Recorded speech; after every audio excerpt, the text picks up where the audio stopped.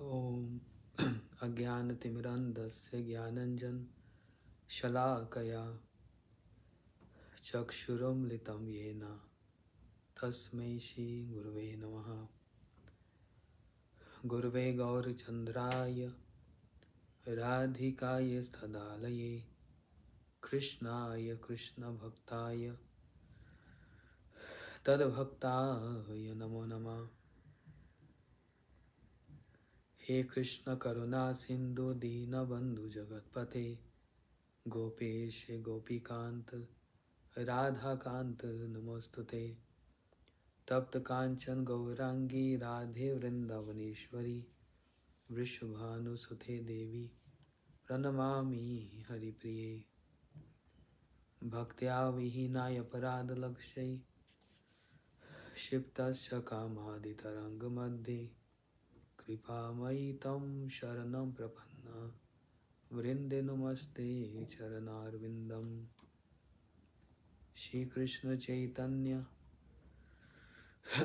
प्रभु नित्यानंद श्री अद्वैत गदाधर शिवासादि गौर भक्तवृंद। हरे कृष्णा कृष्ण कृष्ण हरे हरे हरे राम राम राम हरे हरे हरे। हम लोग शिवरात्रि के संबंध में शिव जी की कुछ कथा को श्रवण कर रहे थे। 2-3 दिन से प्राय सभी स्थानों पर शिव जी का महात्म्य, शिव जी की कथा का ही हम लोग श्रवण कीर्तन कर रहे थे।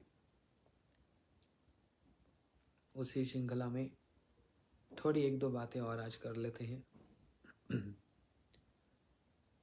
भागवत जी में एक श्लोक में बताया, देव असुर मनुष्येषु जे भजन्ति सुरम असुरम प्राय धनिनो भोजः नातु लक्ष्मी पते हरि। भागवत जी में बतलाया, देव असुर मनुष्य, देवता भी, असुर भी और मनुष्य भी, ये सब शिव जी की उपासना करते हैं और बदले में शिव से क्या प्राप्त करते हैं? बहुत सारी संपत्ति, या फिर ये कहो अपने मन की इच्छा को पूर्ण करते हैं। तो जो शिव जी की पूजा करते हैं, आराधना करते हैं, और शिव कैसे हैं? एकदम फक्कड़ बाबा, मतलब उनके पास पहनने को भी कुछ नहीं, उनके पास रहने के लिए भी कोई स्थान नहीं। जिनके पास कुछ भी नहीं है, उनकी जो उपासना पूजा करता है उसको माला माल कर देते हैं। दूसरी ओर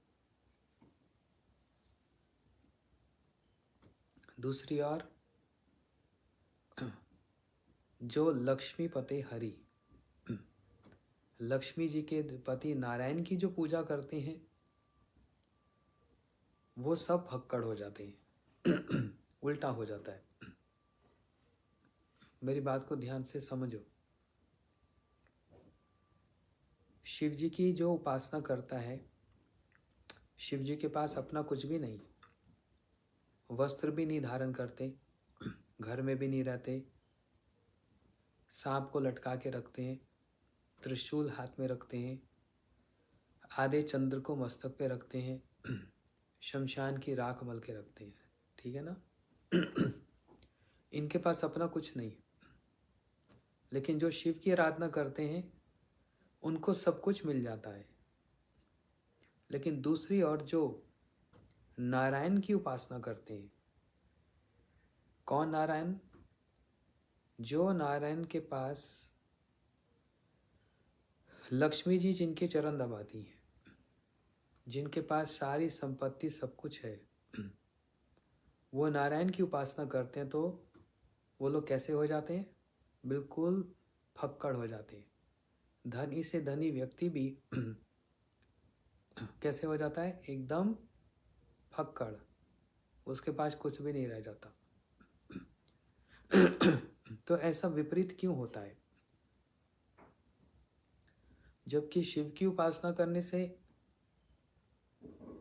तो धनी व्यक्ति निर्धन हो जाना चाहिए था, जबकि नारायण की उपासना करने से जिनके पास लक्ष्मी जी हैं, सेवा करती हैं, उनके पास तो बहुत धन संपत्ति और लक्ष्मी हो जानी चाहिए थी, है ना? लेकिन ये ऐसा उल्टा क्यों? इसी बात को यहाँ पर समझा रहे हैं कि जो शिव जी की उपासना करता है, स्वतंत्र रूप से शिव आराधना करता है, वो आराधना कैसी है? वो तो 3 गुणों में है, सत्व, रज और तमो में। जबकि जो नारायण की उपासना है वो कैसी है? तीनों गुणों से ऊपर उठी हुई, वो निर्गुण उपासना है। ये अंतर समझना चाहिए। शिव की स्वतंत्र रूप से जो उनको स्वतंत्र ईश्वर मान के उपासना करते हैं, उनका क्या है? 3 गुणों में उपासना करना। नारायण जी गुणातीत हैं, तीनों गुणों से ऊपर हैं। इसलिए उन नारायण की उपासना करने से व्यक्ति 3 गुणों से ऊपर उठ जाता है। उसके पास धन संपत्ति, वैभव, शौर्य इत्यादि जो भी, वो नहीं रह जाता। भगवान उनकी सारी आसक्तियों को काट देते हैं।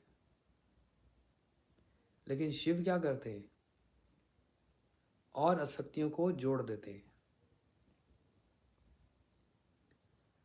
लेकिन ये उनके लिए है जो शिव को एक स्वतंत्र ईश्वर के रूप में देखते हैं।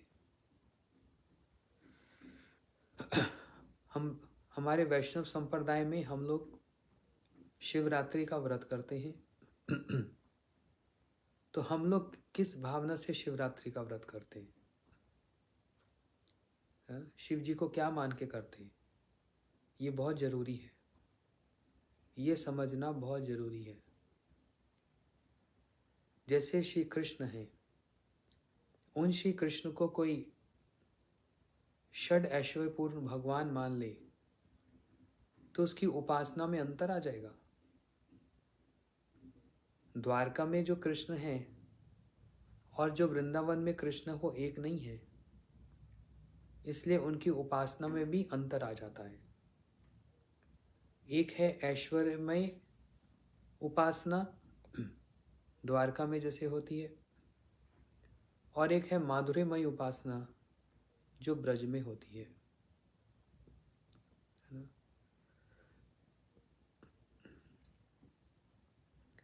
ब्रज के जो कृष्ण हैं उनकी उपासना माधुर्य परक ही होगी। वहां पर ऐश्वर्य परक यदि उपासना होगी तो वो पूरी नहीं मानी जाएगी, सिद्धि नहीं होगी।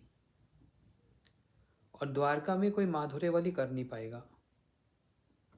जैसे एक छोटा सा उदाहरण है मीरा जी का उदाहरण। मीरा जी ब्रज में आई ना, और ब्रज में आकर मीरा जी ने बहुत दिनों तक कृष्ण की खोज की, भगवान नहीं मिले। फिर रूप गोस्वामी जी से परामर्श किया, जीव गोस्वामी जी के पास गई। जीव गोस्वामी जी ने उनको रूप गोस्वामी से मिलवा दिया, और रूप गोस्वामी जी ने उनसे प्रश्न किया, मीरा जी आपका उपासना की पद्धति क्या है? तो जो जो उन्होंने भाव बतलाए, उन भावों के अनुसार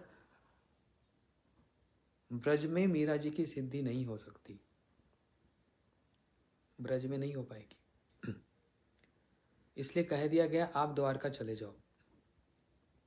मीरा जी द्वारका गई, कुछ ही दिनों में द्वारकाधीश में प्रवेश कर गई, अर्थात वहां पर सिद्धि हुई। तो उपासना का बहुत बड़ा खेल है, किस पद्धति से उपासना की जाती है, इसका बहुत बड़ा खेल है। शिव जी को स्वतंत्र रूप में जो उपासना करता है और वैष्णव के अनुगत में शिव जी को, महादेव जी को वैष्णव नाम यथा शंभु, समस्त वैष्णव में सबसे श्रेष्ठ मानते हुए जो उपासना करते हैं वो है श्रेष्ठ उपासना, वो है भागवत परक उपासना। क्योंकि ये श्लोक भागवत जी में ही कहा है, वैष्णव नाम यथा शंभु, समस्त वैष्णव में शिव ही श्रेष्ठ है। आप लोगों ने बहुत सी कथा सुनी होंगी 2-3 दिन से, हम भी कर रहे हैं अलग अलग मंदिरों में। तो कुछ हटकर बात कहता हूँ। पहली बात तो ये वाला श्लोक यदि आपको सबको समझ आ गया हो तो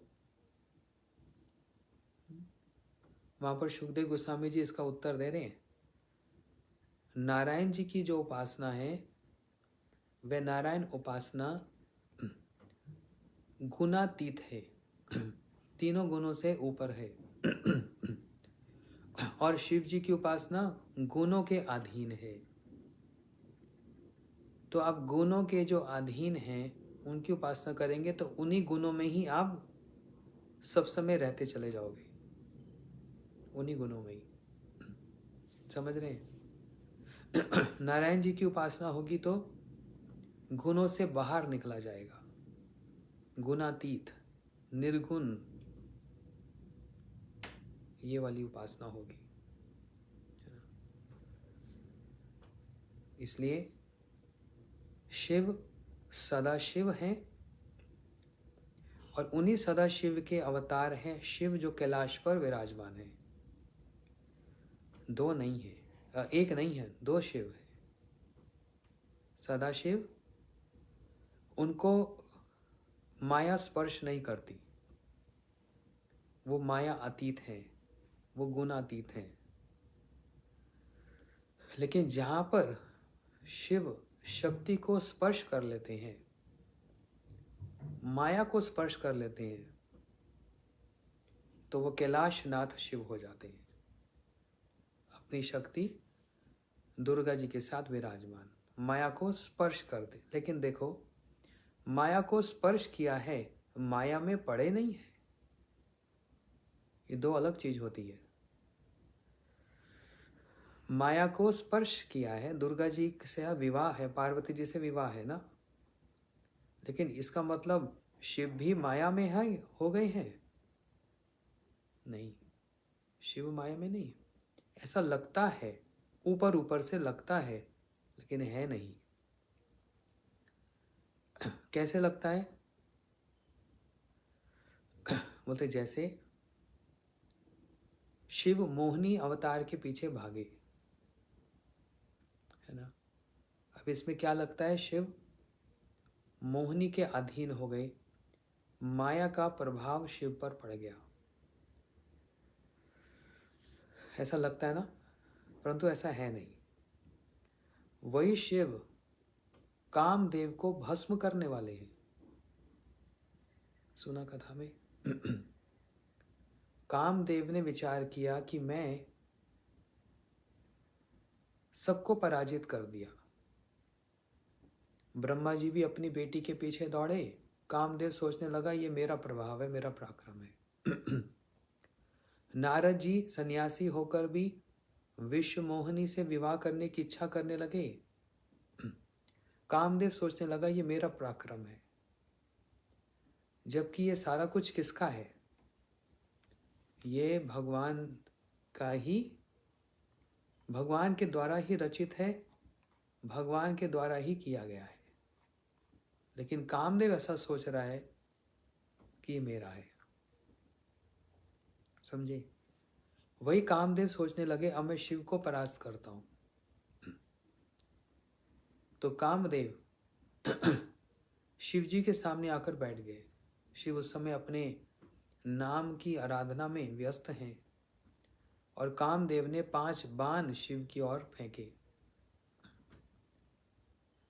शिव जी प्रभावित नहीं हुए, बल्कि शिव ने क्या किया, कामदेव मुझको पीड़ित कर रहा है, अपना तीसरा नेत्र खोला, कामदेव को ही भस्म कर दिया। और कामदेव शिव जी के उस क्रोध में भस्म होकर क्या हो गया? अनंग, अंगहीन। हम लोग गायत्री में जप करते हैं, तन्नो अनंग। ये श्लोक गायत्री में हम लोग इसको जप करते हैं ना, जब मंत्र जप करते हैं। तो वो तन्नो अनंग कौन है? कामदेव को अंगहीन कर दिया। लेकिन गायत्री में जो हम जप करते हैं वो तन्नो अनंग, वो कृष्ण है, वो कामदेव नहीं है। वो प्राकृत कामदेव नहीं, अप्राकृत कामदेव है, ट्रांसडेंटल क्यूपिड। साधारण क्यूपिड नहीं, काम नहीं, दिव्य कामदेव, चिन्मय कामदेव, उसका गायत्री हम जप करते हैं, अर्थात कृष्ण का। वो शिव कामदेव को भस्म कर देते हैं अपना तीसरा नेत्र खोलकर। तो फिर कैसे वो मोहिनी जी के पीछे दौड़ रहे हैं? क्या काम के द्वारा दौड़ रहे हैं? नहीं, काम तो शिव को स्पर्श भी नहीं करता, जबकि माया स्वयं शिव जी को आलिंगन कर लेती है। भागवत जी में कथा है ना, चित्रकेतु महाराज अप्सरों के साथ आकाश में विमान में जा रहे हैं। शिव पार्वती जी को गोद में बिठाकर सारे ऋषियों को कथा सुना रहे हैं। और पार्वती जी क्या कर रही हैं? शिव जी को गले लगाई हुई है, दुर्गा जी। ये तो साक्षात महामाया है ना। माया ने शिव जी को आलिंगन किया हुआ है। और ऐसी स्थिति में शिव ऋषियों को कथा सुना रहे हैं। ऐसी स्थिति में कोई कथा सुना सकता है? इससे क्या पता लगता है? श्री शिव माया के साथ रहते हुए भी माया में कवलित नहीं है। ये सिद्धांत है। यहाँ पर पार्वती जी गोद में बैठी हैं, गले लगाई हुई अपने पति को, और शिव जी कथा सुना रहे हैं। ऐसे कथा सुनाई जाती है। क्या दिखला रहे हैं? काम का भी स्पर्श नहीं है इनको, श्री शिव जी को। और इतने में चित्रकेतु महाराज जी आकाश मार्ग से शिव जी पर थोड़ा सा परिहास किए, क्योंकि शिव और चित्रकेतु महाराज दोनों हैं गुरु भाई। गुरु भाई मतलब दोनों ही संकर्षण भगवान की उपासना करते हैं। श्री चित्रकेतु महाराज भी और श्री शिव भी संकर्षण भगवान की उपासना करते हैं। इसलिए दोनों क्या हुए? आपस में गुरु भाई हुए। समझ रहे हैं? इसलिए गुरु भाई एक दूसरे गुरु भाई से हास परिहास कर सकता है। तो चित्रकेतु महाराज ने शिव जी से कह दिया, ये क्या तरीका है कथा बोलने का? ऐसे कथा बोली जाती है? भगवान की कथा पत्नी को गोद में बिठाकर? शिव तो हंसे बस। शिव जी बस हंसे, लेकिन पार्वती जी से रहा नहीं गया। उन्होंने चित्रकेतु महाराज को शाप दे दिया कि इतने सारे ऋषि बैठे, इनको कोई आपत्ति नहीं हुई, आपको क्या आपत्ति हो रही है? आप शिव पर आरोप कर रहे हैं। आप शिव पर आरोप कर रहे हैं। पार्वती जी ने शाप दिया, आपकी बुद्धि असुरिक बुद्धि, जाओ आप एक असुर बन जाओ। चित्रकेतु महाराज असुर बन गए और उनका नाम क्या हुआ? वृतासुर, श्री वृतासुर, श्री वृत। लेकिन शिव जी ने पार्वती जी को एक डांट लगाई। शिव जी पार्वती जी से बहुत कुछ कहते रहते हैं, है ना। बड़े कौन हैं? पार्वती ना शिव? शिव बड़े हैं। अपनी पत्नी के साथ रहते हैं, लेकिन जो भगवान ने सेवा दी है उस सेवा में सब समय व्यस्त रहते हैं। उपदेश की बात बतलाते हैं शिव, क्योंकि पति गुरु के रूप में भी, पति गुरु का रोल भी प्ले करते हैं। गुरु की भूमिका भी पति व्यवहार में लाते हैं। तो एक जगह तो पार्वती जी से कह रहे हैं, देखो पार्वती, चित्रकेतु और हम गुरु भाई हैं, तुम बीच में क्यों टपक पड़ी? तुम्हें किसने कहा बीच में आने के लिए?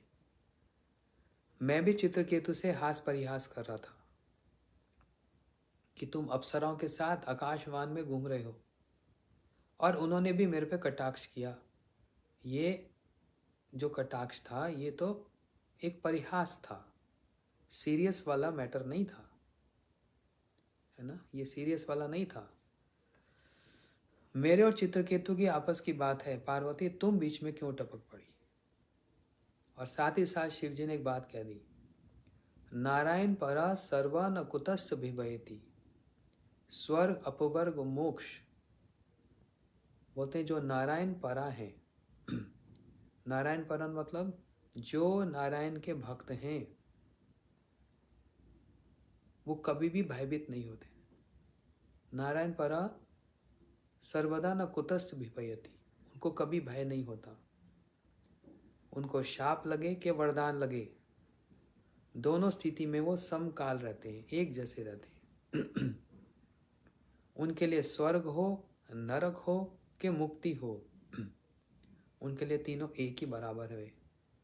कोई अंतर, कोई भेद नहीं देखते हैं। वही फिर चित्रकेतु महाराज बाद में वृत्तासुर बने। तो इस प्रकार शिव जी पार्वती जी को ऐसा उपदेश देते हैं। और शिव जी ने पार्वती जी को क्या कहा? हरे कृष्णा कृष्ण कृष्णा हरे हरे, हरे राम राम राम हरे हरे। इति षोडशक नामनम कलि कलमश नाशनम नात परमुपाय देवी सर्ववेदेषु दृश्यते। हे देवी, ध्यान से मेरी बात सुनो। इति, ये 16 अक्षर का जो महामंत्र है, इति षोडशक नामनम कलि कलमश नाशनम, यही कलयुग के सारे कलमश को नाश करने वाला है। क्या? ये महामंत्र इति षोडशक नामनम, 16 अक्षर वाला, कलि कलमश नाश नात परोपाय देवी। हे देवी, हे पार्वती, इससे ऊपर, इससे बढ़कर और कोई उपाय नहीं है। शिव सारे वेदों के ज्ञाता, शिव जी ने सारे वेद का सार इस श्लोक में डाल दिया। शिव जी ने इस श्लोक में यह भी प्रमाणित कर दिया कि पार्वती, ये हरे कृष्ण महामंत्र ही कलयुग का सबसे बड़ा महामंत्र है। नाथ परम उपाय देवी, और कोई उपाय नहीं है, और कोई उपाय नहीं है, यही सर्व से श्रेष्ठ उपाय है। ये सर्व वेदेषु दृश्यते, सारे वेदों का यही सार है पार्वती। ऐसे ऐसे शिव पार्वती जी को उपदेश देते हैं। और शिव जी ने पार्वती को एक और उपदेश दिया, गुरुवा बहुवा संति शिष्य वितापहारक सुदुर्लभ सदगुरु देवी शिष्य संतापहारक। शिव पार्वती जी को कैसे संबोधन करते हैं, कैसे एड्रेस करते हैं? देवी बोलकर। ऐसे नहीं बोलते, हे पार्वती इधर आना तो।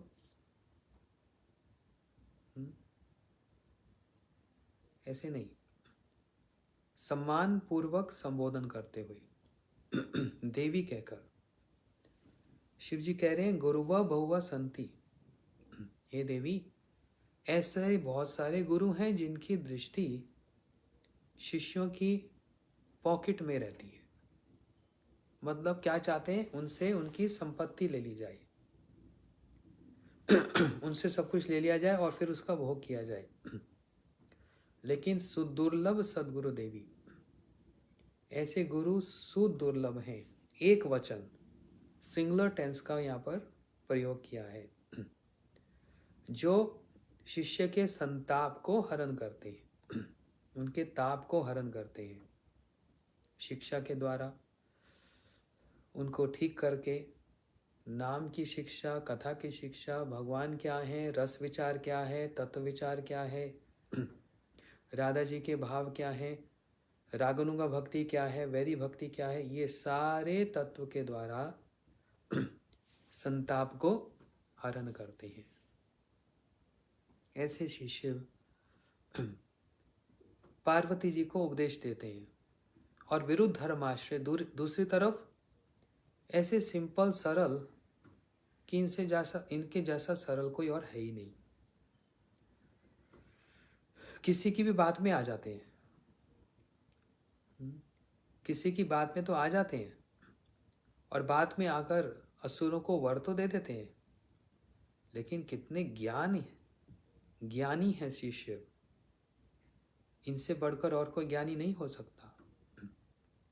और ये बात कहाँ पता लगती है? परीक्षा होने पर, टेस्ट होने पर। श्री बृहद भागवतम ग्रंथ में श्री सनातन गोस्वामी जी एक लीला का वर्णन कर रहे हैं कि नारद जी ये ढूंढ रहे हैं भगवान का सबसे श्रेष्ठ कृपा पात्र व्यक्ति कौन है। कौन इसकी खोज कर रहे हैं? नारद जी कर रहे हैं। भगवान का सबसे श्रेष्ठ कृपा पात्र व्यक्ति कौन है? तो आप लोगों ने सुना होगा नारद जी कहाँ कहाँ गए। इंद्र के पास गए, ब्रह्मा जी के पास गए। ब्रह्मा जी ने उनको शिव जी के पास भेज दिया। शिव जी ने उनको किनके पास भेजा? अब यहां पर विचार करने वाली बात है। शिव चाहते तो नारद जी को सीधा लक्ष्मी जी के पास भेजते, क्योंकि लक्ष्मी जी भगवान के चरण दबाती हैं, सेवा करती हैं। इसका मतलब लक्ष्मी जी बड़ी भक्त हैं। शिव जी ने यह विचार नहीं किया कि कौन भगवान के पास है और कौन नहीं है। शिव जी ने क्या विचार किया? महादेव जी ने यह विचार किया कि आश्रय विग्रह भक्त जो हैं वो सर्वश्रेष्ठ हैं। शिव जी ने भागवत के एक श्लोक का विचार किया, क्योंकि शिव निरंतर भागवत कथा को कहते रहते हैं। शिव बड़े गर्व से कहते हैं, अहम वेत्मि शुक वेत्मि, मैं भागवत के अर्थ को जानता हूं। सुखदेव भागवत के अर्थ को जानते हैं। व्यास जी जानते कि नहीं जानते मैं ठीक से कह नहीं सकता। तो जो इतने आत्मविश्वास से कह रहे कि मैं भागवत के अर्थ को, मर्म को जानता हूं, तो क्यों नहीं जानते होंगे? अब नारद जी को शिव जी ने कहा, देखो मैं भगवान का कृपा पात्र नहीं हूं भाई, मेरे पास ऐसे मत आना। क्यों? मैं तो भगवान से युद्ध कर लेता हूं, मैं तो असुरों को वर देता हूं जो भगवान के विरोधी हैं। मैं भगवान का कृपा पात्र हो सकता हूं कभी? यह है वैष्णव में दीनता। कभी भी प्रेजेंट नहीं करते या क्लेम नहीं करते कि मैं वैष्णव हो गया हूं या मैं ही भगवान का सबसे बड़ा कृपा पात्र हूं।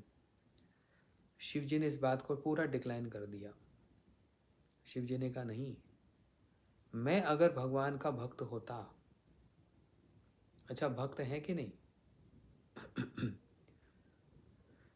दिन रात नाम कर रहे हैं, दिन रात नाम की शिक्षा दे रहे हैं, लेकिन अपने पर जब बात आती है तो क्या कहते हैं? मैं अगर कृपा पात्र होता तो भगवान से युद्ध करता, भगवान से युद्ध करता। द्वारका में भगवान से युद्ध किया ना, भगवान ने अपने चक्र से पूरी काशी को विनाश कर दिया। एक था बानासुर, कल मैं इस कथा को कह रहा था। शिव जी को नृत्य करने का बड़ा शौक है। बानासुर ने ढोलक बजाया, शिव बड़े प्रसन्न हुए, बोलते वर मांग ले, मेरे को प्रसन्न किया तो कुछ मांग ले। तो कहा कि ठीक है, 1000 हाथ दे दो। 1000 हाथ से क्या करेगा? बोलते 500 ढोलक बजाऊंगा, आप खूब नाचना, आपको खूब आनंद आएगा। 1000 हाथ दे दिए, कुछ सोचते नहीं विचारते नहीं, बस दे देते हैं। बानासुर ने तो उदंड मचा दिया, चारों ओर त्राही त्राही करने लगा, कोई इसके सामने टिक नहीं पाता। कौन टिकेगा जिसके 1000 हाथ हो? भगवान के पास सूचना गई, बड़ी लंबी कथा है। श्री कृष्ण का बानासुर से युद्ध हुआ और भगवान ने बानासुर के चक्र से समस्त हाथों को काट दिया।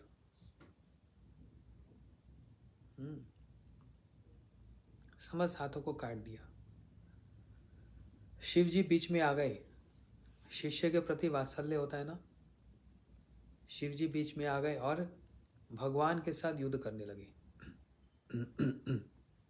क्या शिव भगवान की महिमा को नहीं जानते? जानते हैं, लेकिन कभी कभी भक्त भगवान से शासन प्राप्त करने के लिए आतुर रहता है। कभी कभी भक्त भगवान से पिटाई खाना, शासन स्वीकार करना, इसके लिए बड़ा आतुर रहता है। शिव जी भी ये चाहते हैं कि भाई मैं भगवान से जीत तो नहीं पाऊंगा, हार ही जाऊंगा ना, तो कितना अच्छा होगा, भगवान मुझको डांट लगाएंगे, शासन करेंगे। शिव जी भगवान से युद्ध करने लगे और उनका जो सबसे बड़ा अस्त्र है पशुपति, उन्होंने ऐसे ऐसे अस्त्र निकाले। भगवान ने भी अस्त्र छोड़ दिए।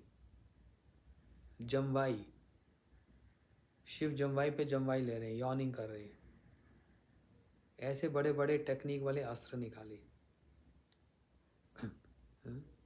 शिव परास्त हो गए।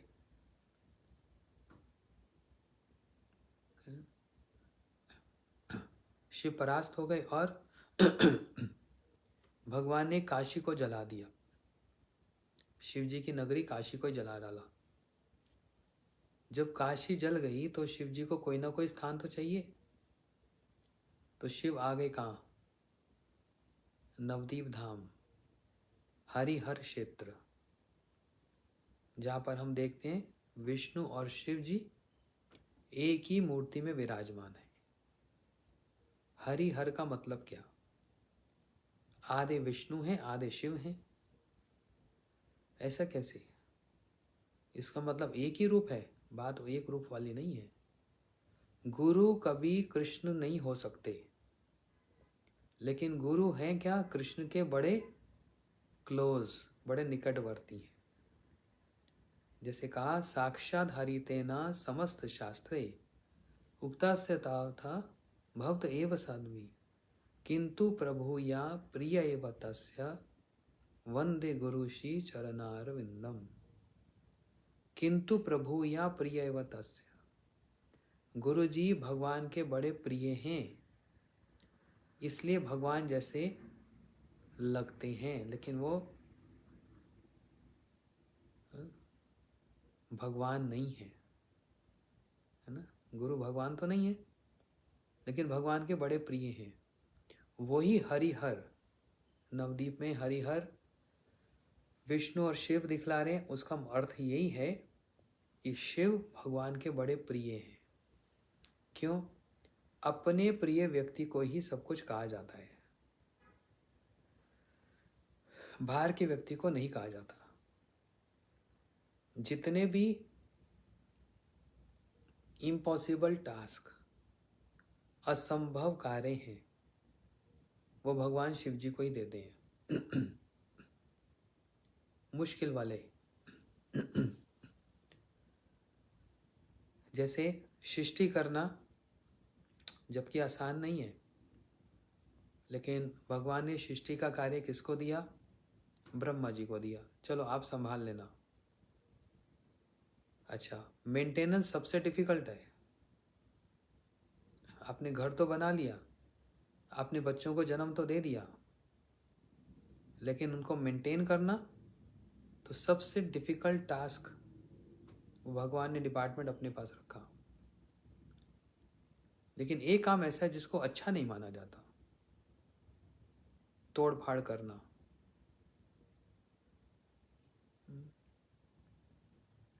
वो तोड़ने का काम, प्रलय का काम शिव जी को दिया गया। शिव जी ने कहा जैसी आपकी इच्छा, आप मुझको ये सेवा देना चाहते हो, ठीक है, जो आपकी इच्छा, यहाँ तक तो ठीक है। फिर विष पीने का काम आ गया। विष कौन पिएगा? देवता कहने लगे हम नहीं पिएंगे, असुर कहने लगे हम नहीं पिएंगे। भगवान ने देवताओं से कहा शिव जी को प्रसन्न करो, वो पी लेंगे। मतलब भगवान की मतलब सुपर बॉस जो है उसकी तरफ, उनकी तरफ से मैसेज चला गया। शिव जी ने मान लिया, देवताओं ने कहा ना, भगवान ने कहा ओ बॉस का आदेश हुआ, पालन करो, विष पी लो, पी लिया। डिफिकल्ट है ना, एकदम डिफरेंट और डिफिकल्ट टास्क। तब भगवान ने कहा अच्छा और एक काम करो,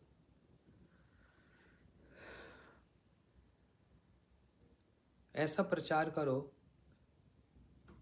बोलो वेद झूठे हैं। शिव जी ने कहा ये आप क्या कह रहे हैं? वेद झूठे हैं, ये कैसे मैं मान लूं? आपके मुख से निकली हुई वाणी कभी झूठी हो सकती है? एक वचन आपके मुख से जो निकल आए तो वो वेद वचन हो जाता है, सटीक हो जाता है। मैं ये नहीं कह सकता, आप किसी और को चुन लो। भगवान ने कहा सुनो, आपको छोड़कर ये कार्य और कोई नहीं कर सकता। आपको ही ये कार्य करना है। क्या कार्य करना है?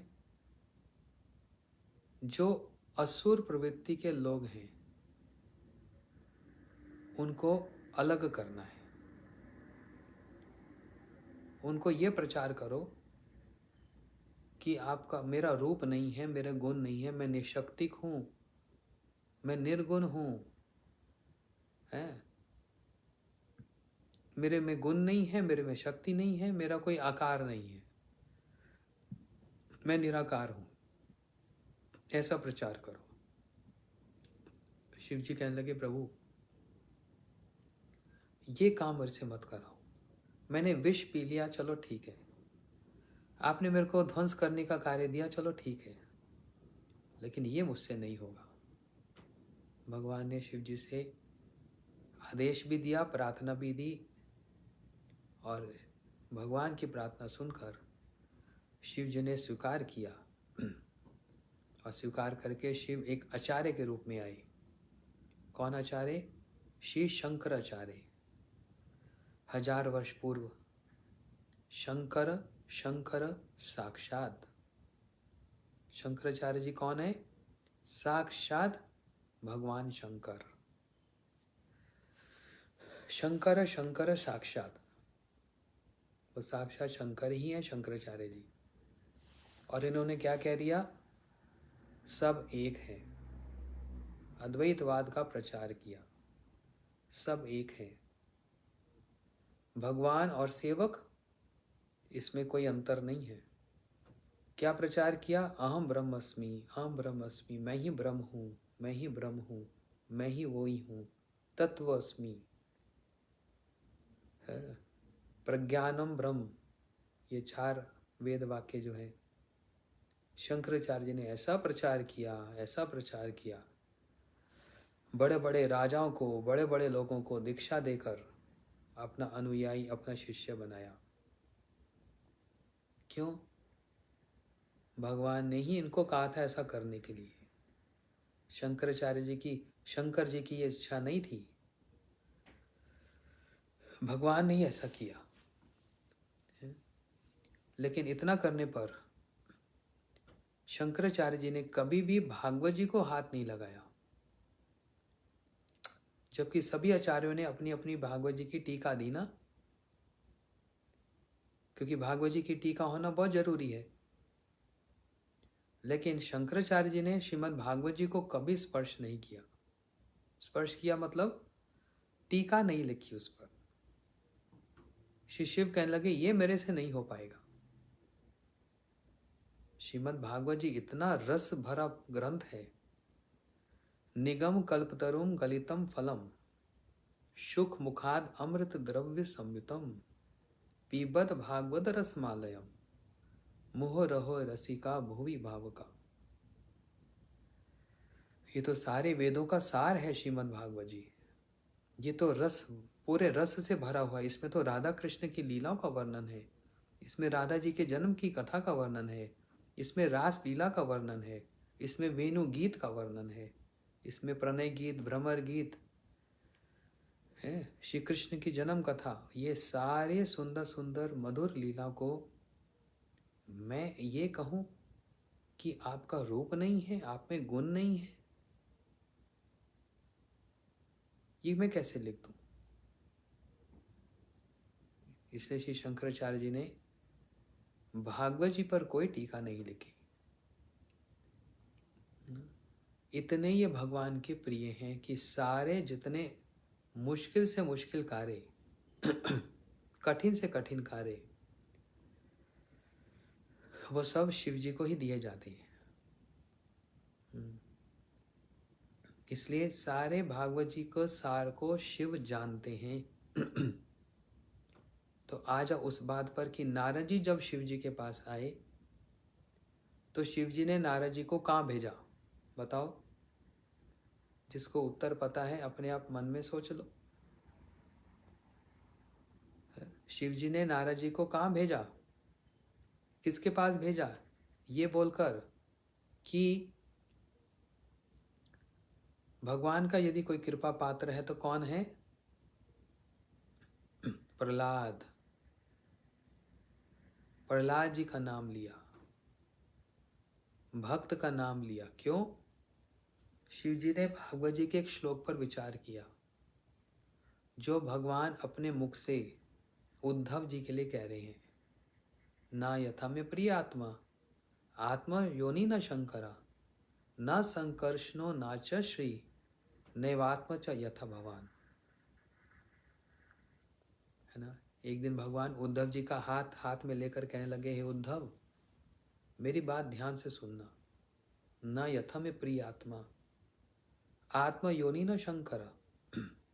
मेरा पुत्र ब्रह्मा, ब्रह्मा मेरी नाभि से जन्म लिया, मेरा पुत्र ब्रह्मा भी मुझको इतना प्रिय नहीं है। मेरे सखा शंकर शिव भी मुझको उतने प्रिय नहीं है। भगवान ने शिव जी का नाम उसमें ले लिया। इसलिए आज शिव जी नारद जी से क्या कह रहे हैं? देख लो नारद, आप कह रहे हो मैं भगवान का कृपा पात्र हूं। भगवान ने अपने मुख से बात कह दी कि मैं शिव से भी इतना प्रेम नहीं करता हूं, मैं ब्रह्मा से इतना प्रेम नहीं करता हूं। न यथा में प्रियात्मा आत्मा योनि शंकरा न संकर्षणो नाच श्रिय। मैं अपने भाई संकर्षण से भी इतना प्रेम नहीं करता हूं। अपनी पत्नी श्री लक्ष्मी से भी इतना प्रेम नहीं करता हूं। और तो और नई आत्मा यथा भगवान, मैं अपनी आत्मा से उतना प्रेम नहीं करता हूं हे उद्धव जितना मैं तुम मेरे जो भक्त हो उनसे प्रेम करता हूं। भगवान ने प्रधानता किसको दी? कोई पार्शियलिटी नहीं है। अपने पुत्र ब्रह्मा को नहीं दी, अपने परम मित्र शिव जी को नहीं दी, अपने भाई संकर्षण को नहीं दी, लक्ष्मी जी को नहीं दी। कह रहे मेरी आत्मा भी मुझको इतनी प्यारी नहीं है जितने उद्धव तुम मुझको प्यारे हो। मतलब मेरे भक्त मुझको प्यारे हैं। ये विचार, श्लोक का विचार करके शिव जी ने ऐसा डाइवर्जन दिया, वहां से रूट ही बदल दिया और ये विचार किया कि भक्तों में तो सबसे बड़े कौन हो सकते हैं? प्रहलाद जी हैं, यहाँ से भक्ति का आरंभ होता है। इसलिए शिव जी ने भगवान नारद जी को प्रहलाद जी के पास भेज दिया कि प्रहलाद भगवान के कृपा पात्र हैं। समझ रहे हो? इतने गुणों में गुणशाली, गुणवान शिव महादेव, वैष्णव नाम यथा शंभु, ज्ञान में इतने श्रेष्ठ। अभी ये ज्ञान की बात बतला रहा हूं। वैराग्य में कितने श्रेष्ठ, कुछ चाहिए नहीं इनको। कहाँ रहेंगे? बोलते शमशान में, जहां कोई नहीं रहता वहां मैं रह लूंगा।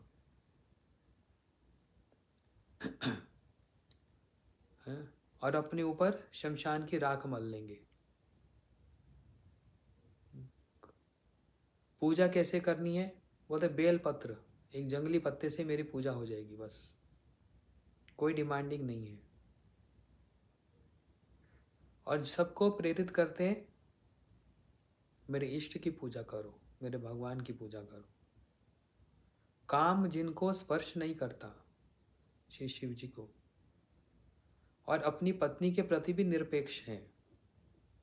जहां सती जी ने सीता का वेश धारण करके राम जी की परीक्षा करनी चाहिए, शिव जी ने दोबारा सती को स्वीकार नहीं किया। कितने निरपेक्ष हैं। देखो, ये सारे वैष्णव के गुण, भक्तों के गुण श्री शिव में हैं। कितने निरपेक्ष हैं शिव, है ना? काम की गंध मात्र नहीं। फिर कहते हैं क्रोध। शिव जी में बहुत क्रोध है। शिव जी में क्रोध है। क्रोध के देवता है शिव, लेकिन शिव क्रोधी नहीं है। असुरों को वरदान दे देते हैं, इतनी जल्दी प्रसन्न हो जाते हैं। अच्छा, क्रोध कहां दिखाया? पूतना आई भगवान को, श्री कन्हैया को स्तनपान करा रही है और पूतना ने स्तनों में क्या लगाया? विष लगा लिया, जिससे कन्हैया को मैं स्तनपान करने के बहाने मार डालूंगी। उस समय कन्हैया क्रोध में आकर पूतना के स्तनपान कर रहे हैं। भगवान में तो क्रोध होता नहीं, काम क्रोध लोभ होता नहीं। तो वहां पर क्रोध के देवता शिव आकर पूतना के विष को पान कर गए। ऐसे आकर शिव सेवा करते हैं। जहां जहां सेवा की आवश्यकता होती है, शिव जी वहां पहुंच जाते हैं। क्रोध पूर्वक पूतना के स्तनों से उसके विष को पान कर लिया और फिर कन्हैया ने पूतना के प्राणों को पान कर लिया। ऐसे सर्वत्र ही भागवत जी में और कितनी सारी लीला है। रामलीला तो शिव के गुणों से भरी पड़ी है। श्री रामलीला तो हनुमान जी के रूप में, भीम के रूप में, और सबसे बड़ी बात तो ये कैसे शिष्य विरुद्ध धर्म आश्रय है, समझ नहीं आता इनकी लीला। इसलिए श्लोक में कहा है, वैष्णवी क्रिया मुद्रा विज्ञ न बुझाए। वैष्णव की क्रिया समझना बड़ा कठिन। और शिव कौन है? सबसे बड़े वैष्णव। देखो, सोचो, जरा विचार करो। एक तरफ तो अपने हाथों से शिवलिंग की स्थापना कर रहे हैं, हर हर महादेव बोल रहे हैं, है ना? और जहां का रहे हैं लंका में रावण को मारने के लिए, जो शिव भक्त है। किसको मारने जा रहे हैं? रावण को, जो शिव का कितना बड़ा भक्त है। रावण जैसा कोई भक्त हो नहीं सकता शिव जी का। तांडव स्तोत्र लिखा है रावण ने शिव जी की महिमा में, है। शिव जी की शिवलिंग की स्थापना करके शिव भक्त रावण को मारने जा रहे हैं। तो एक तरफ अपने हाथों से शिव जी की शिवलिंग स्थापन कर रहे हैं और दूसरी ओर वही शिव हनुमान के रूप में राम जी की सेवा कर रहे हैं।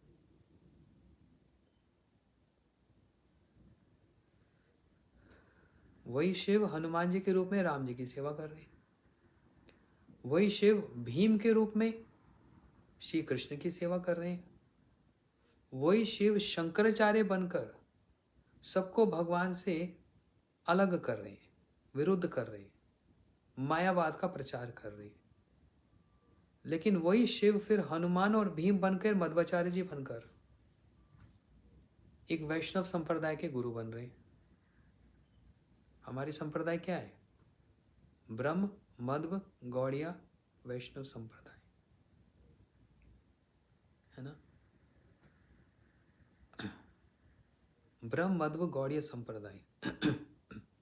हमारे आदि गुरु कौन है? श्री मध्वाचार्य जी। और श्री मध्वाचार्य जी कौन है? हनुमान और भीम दोनों मिलकर बन गए मध्वाचार्य जी। और हनुमान भीम कौन है? शिव, है ना।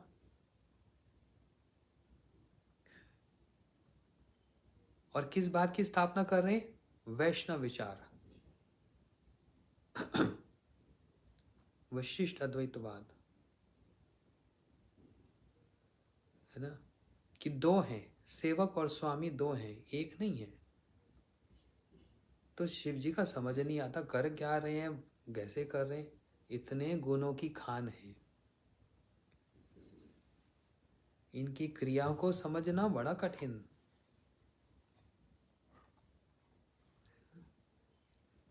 एक तरफ मोहिनी के पीछे भाग रहे हैं और एक तरफ पार्वती जी को गोद में बिठाकर कथा बोल रहे हैं। इनमें कोई विकार ही नहीं हो रहा, कोई इफेक्ट ही नहीं हो रहा। और कहाँ मोहिनी के पीछे भाग रहे हैं।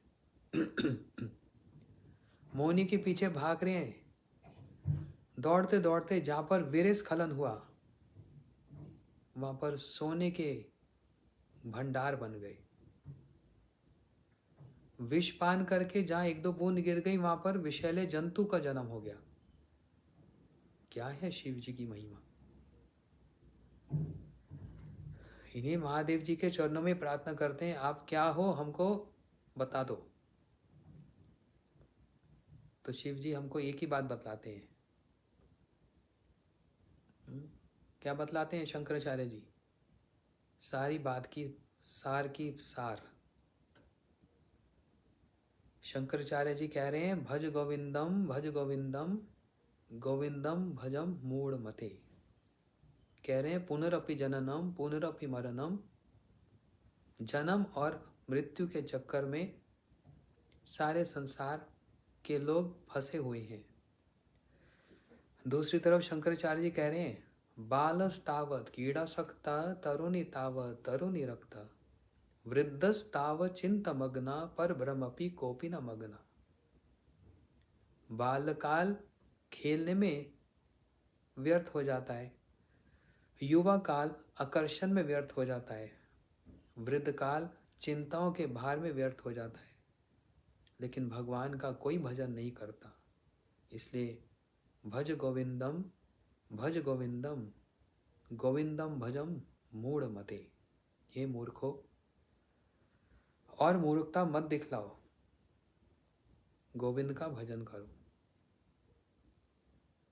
गोविंद का भजन करो और गोविंद का भजन करो। शिव जी हमको यही उपदेश दे रहे हैं। लेकिन जो शिव जी को मानने वाले वो पता क्या कहते हैं? कहते हैं जो मूर्ख हैं वो गोविंद का भजन करते हैं। ये कह रहे हैं हमारे आदि गुरु शंकराचार्य जी ने कहा, भज गोविंदम गोविंदम भजम मूढ़ मते। मूर्ख व्यक्ति, शंकराचार्य जी तो ये कह रहे हैं कि भाई मूर्ख व्यक्ति तुम गोविंद का भजन करो, गोविंद का भजन करो, गोविंद का भजन करो। लेकिन उनके संप्रदाय में कुछ लोग ऐसा बोलते हैं कि जो मूढ़ व्यक्ति है, जो पागल है, वही गोविंद का भजन करता है। कुछ लोग ऐसा बोलते हैं। जो विद्वान है, समझदार है, वो कभी ऐसी बात नहीं कहेंगे, है ना। ऐसे शिव जी की बहुत महिमा है। शिवरात्रि भी बीत चुकी और हमने उनकी बहुत सारे विचार के द्वारा कथा को भी श्रवण किया। शिव जी का दक्ष प्रजापति के साथ जो थोड़ा सा तू मैं हुई, इसका दर्शन तो हरिद्वार में ही होगा। हम 17 मार्च से हरिद्वार में भागवत कथा करेंगे। 23 मार्च तक 7 दिन गंगा जी के तट पर श्रीमद् भागवत जी की कथा। जिस गंगा जी को भार को शिव जी अपने मस्तक पे धारण करते हैं, वो भगवान का चरणामृत और फिर महाप्रसाद बनकर जो बह रही है गंगा जी, उनके तट पर हम लोग भागवत जी की 7 दिन की कथा सुनेंगे। ऐसा सुयोग तो फिर पता नहीं कब प्राप्त होगा, मुझे नहीं लगता जीवन में कभी होगा। हाँ, ऐसे गंगा जी में जाना होगा स्नान करने के लिए भी,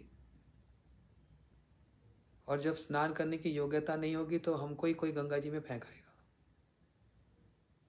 ना। गंगा जी में तो एक दिन तो जाना ही है, हम नहीं, फिर हमारे रिश्तेदार फेंक कर आएंगे। तो क्यों ना जीते जी जीवन काल में एक बार इस सौभाग्य को लिया जाए, छुट्टी लेकर, झूठ बोलकर, नहीं झूठ नहीं बोलना, सच बोलकर, कैसे भी गंगा जी के तट पर 7 दिन की भागवत कथा को श्रवण कीर्तन करेंगे। और वहीं पर दिन के समय में फिर हम लोग शिव जी के ये नीलकंठ महादेव का दर्शन देखेंगे, कैसा समय है वहाँ पर। और दक्ष प्रजापति का स्थान, जहाँ पर ये शिव जी के साथ उनका ये अनबन हुआ, सती जी ने अग्नि में प्रवेश किया, ऋषिकेश और शुक्रताल, जहाँ पर शिव जी ने परीक्षित जी को, जहाँ पर सुखदेव जी ने परीक्षित जी को कथा सुनाई, ये सारे लीला स्थलियों का सुबह में दर्शन होगा और संध्या में भागवत जी की कथा होगी। आप लोग कृपा करके उस भागवत कथा में आइए। 7 दिन आएंगे, बहुत अच्छा। नहीं आ पाए, कम से कम लास्ट के 3-4 दिन तो जरूर आइएगा। हरे कृष्णा। श्री गोपेश्वर महादेव की जय।